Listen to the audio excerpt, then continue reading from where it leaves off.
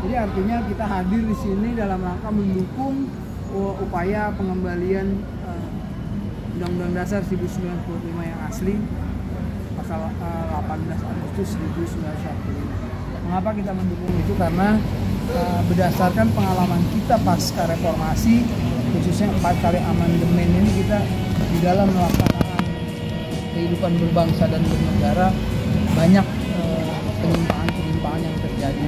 Misalnya penerbitan undang-undang yang kira-kira tidak pro rakyat, bahkan merugikan rakyat.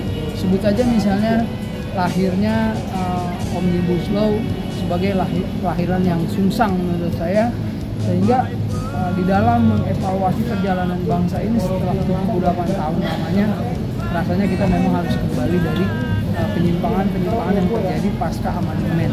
Maka kita selaku anak bangsa tentunya diminta kesadarannya dalam berbangsa dan bernegara untuk mendukung ini. Ini kan tadi ada deklarasinya ya, mungkin apakah nanti akan dibawa kemana ini untuk maklumat atau terkait maklumat para rakyat ada di daerah Papua ini apa kira-kira? Jadi sebagaimana tadi yang disampaikan oleh deklarator kita, Prof. Din Samsudin, bahwa banyak juga tadi teman-teman jurnalis yang menanyakan mau dibawa kemana ini.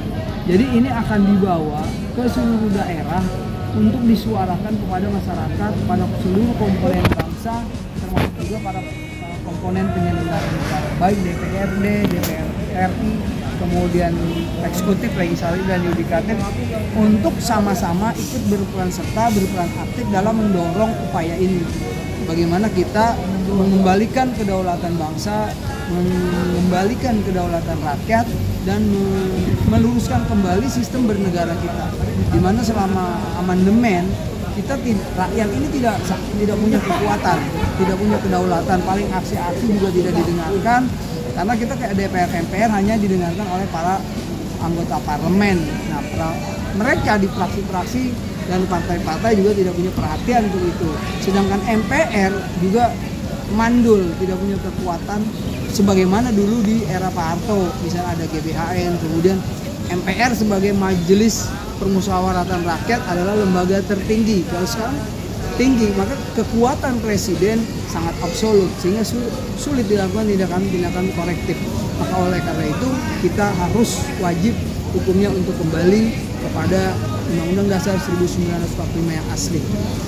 Bang Jali, ini kan Undang-Undang Dasar 1945 yang asli itu kan banyak yang tidak tahu ya isinya apa aja gitu. Maksudnya kira-kira nih apakah ada sosialisasi kepada kaum muda nih, milenial, Gen Z, yang kayaknya sih nggak semua orang tahu nih Undang-Undang Dasar 1945 yang asli.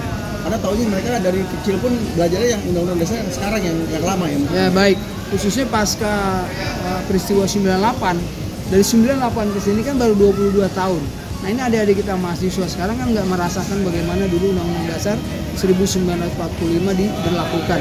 Nah oleh karena itu kami selaku salah satu deklarator ingin terus menyuarakan, baik di media sosial, kemudian di kehidupan sosial masyarakat, agar semua generasi yang sekarang juga tahu dan memahami serta mendukung upaya kita dalam rangka mengembalikan harkat martabat bangsa kita, agar tidak lagi kita dikungkung oleh beberapa kekuatan, oleh kekuatan ekonomi global, liberalisasi yang sekarang terus terjadi, oligarki dan sebagainya.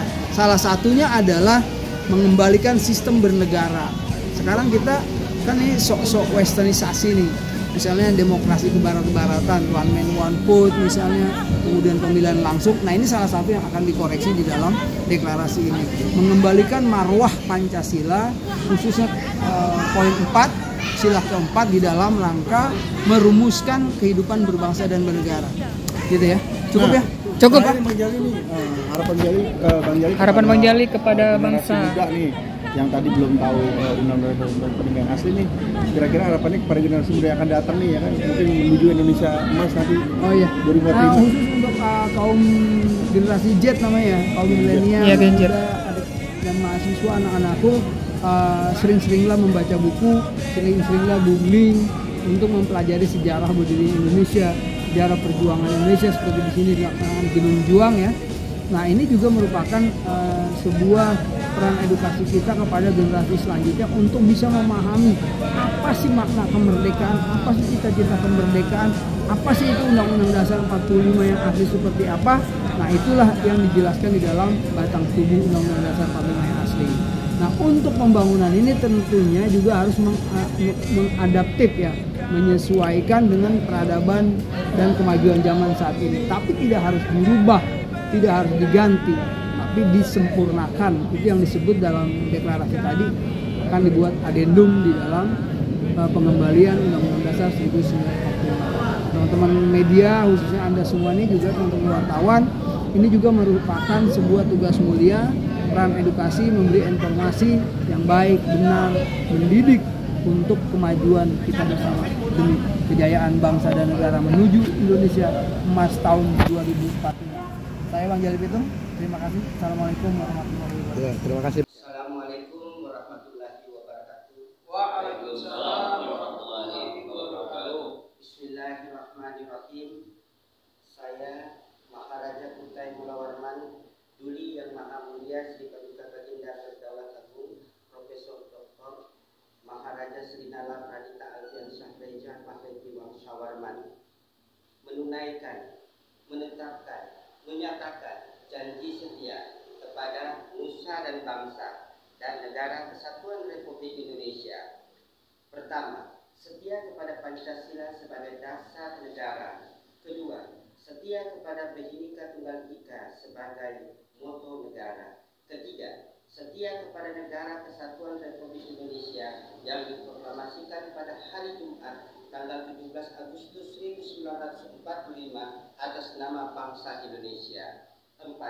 Setia kepada Konstitusi Undang-Undang Dasar 1945 yang dijiwai oleh Piagam Jakarta 22 Juni 1945 yang sesuai dengan isi dekret Presiden tanggal 5 Juli 1959.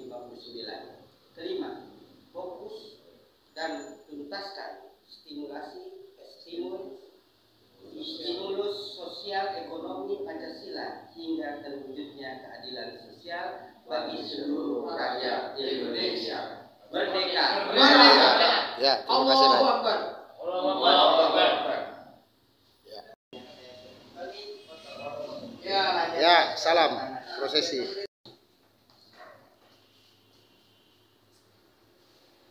Sama keluarga besar Pejuang 45.